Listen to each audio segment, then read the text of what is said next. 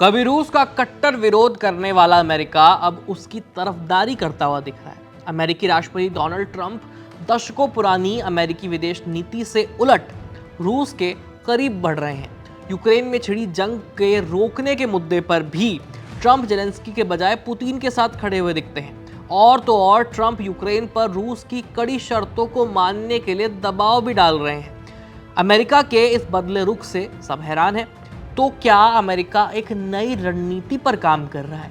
क्या रूस को चीन से दूर करने के लिए ट्रंप ने कोई नई योजना बनाई है, या ट्रंप अपनी निजी पसंद के चलते पुतिन के साथ अपनी करीबी के कारण रूस को फेवर दे रहे हैं? आज हम इन्हीं सवालों के जवाब जानने की कोशिश करेंगे। नमस्ते, मेरा नाम है आयुष और आप देख रहे हैं अंतर्राष्ट्रीय खबरों से जुड़ी हमारी सीरीज एबीपी लाइव वर्ल्ड।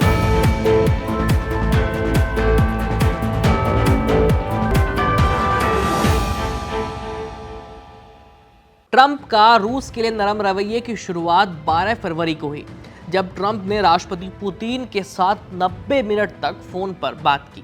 इसके बाद उन्होंने यूक्रेन के राष्ट्रपति व्लादिमीर ज़ेलेंस्की पर शांति समझौते पर सहमत होने के लिए दबाव डाला और अमेरिका की ओर से बिना कोई सुरक्षा गारंटी दिए यूक्रेन के इलाके को रूस के हवाले करने की दलील दी। अब तो ट्रंप ये भी कह रहे हैं कि जंग के बाद यूक्रेन नेटो का सदस्य नहीं बन पाएगा। वहीं पिछले अमेरिकी राष्ट्रपति जो बाइडेन ने यूक्रेन से वादा किया था कि उसे नेटो की सदस्यता दी जाएगी, लेकिन जब ज़ेलेंस्की नहीं माने तो ट्रंप ने उन्हें निकम्मा और तानाशाह कह दिया। व्हाइट हाउस में जो नोकझोंक हुई दोनों के बीच में, उसे सारी दुनिया ने देखा। व्हाइट हाउस की बैठक के दौरान ट्रंप ने कहा कि यूक्रेन को जंग की शुरुआत करनी ही नहीं चाहिए थी। ट्रंप ने यह भी कहा है कि अगर यूक्रेन में जंग खत्म होने के बाद वहां शांति की सेना तैनात होती है तो अमेरिका इसमें यूरोप की कोई मदद नहीं करने वाला है। इसके साथ ही जब यूक्रेन जंग शुरू होने की तीसरी वर्षगांठ पर संयुक्त राष्ट्र में हुई मीटिंग में अमेरिका ने रूस का पक्ष लिया और रूस की निंदा करने से इनकार कर दिया। तो क्या अमेरिका चीन को रूस से दूर करने के लिए ऐसा कर रहा है? ये एक बड़ा और गंभीर सवाल है। यूरोपीय सहयोगियों से दूर होते और रूस की ओर बढ़ते झुकाव वाले ये कदम अमेरिका की 80 साल पुरानी विदेश नीति से पलटना है।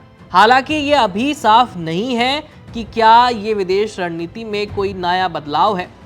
25 फरवरी को अमेरिकी विदेश मंत्री मार्को रूबियो ने कंजर्वेटिव न्यूज़ वेबसाइट ब्रेटबार्ट से कहा कि राष्ट्रपति डोनाल्ड ट्रंप और उनका प्रशासन रूस और चीन के बीच संबंधों को कमजोर करना चाहते हैं। रूबियो ने यह भी कहा कि बेल्ट एंड रोड इनिशिएटिव नाम से चीन जो वैश्विक व्यापार नेटवर्क बना रहा है अपना, अमेरिका उसे चुनौती देगा।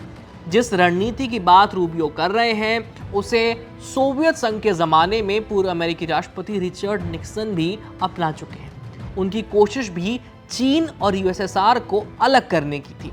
निक्सन ने अपने राष्ट्रीय सुरक्षा सलाहकार हेनरी किसिंजर की सलाह पर 1972 में चीन के साथ एक समझौते पर साइन किया। इस समझौते में अमेरिका के खिलाफ दोनों कम्युनिस्ट देशों की एकजुट आक्रामकता को खत्म कर दिया। एक्सपर्ट अब ट्रंप की इस नीति को रिवर्स निक्सन या रिवर्स किसिंजर प्लान का नाम दे रहे हैं। वहीं कुछ लोगों का मानना है कि ट्रंप का रूस की तरफ झुकाव उनकी निजी कारणों की वजह से है, क्योंकि ट्रंप अपने पहले कार्यकाल से ही पुतिन को लेकर सॉफ्ट कॉर्नर रखते हैं। चुनाव प्रचार अभियान में हस्तक्षेप को लेकर रूस पर आरोप लगे थे और ट्रंप पर भी ट्रंप और उनकी टीम पर रूस के साथ मिलीभगत करने के आरोप लग चुके हैं। वहीं अमेरिकी नेताओं और राष्ट्रपति ट्रंप के ऐसे बयानों पर चीन के विदेश मंत्रालय के प्रवक्ता लिन जियान ने कहा है कि चीन और रूस के बीच दरार डालने की अमेरिका की कोशिश सफल नहीं हो पाएगी। चीन और रूस के पास विकास की एक लंबी रणनीति है और अमेरिका इसे चुनौती नहीं दे सकता है। खैर, आने वाले समय पता चल ही जाएगा कि ट्रंप का झुकाव रूस की तरफ आगे बढ़ता है या सिर्फ एक दिखावा है। खैर, इस खबर में इतना ही। बाकी देश और दुनिया की तमाम खबरें जानने के लिए देखते रहिए एबीपी लाइव। मेरा नाम है आयुष। धन्यवाद।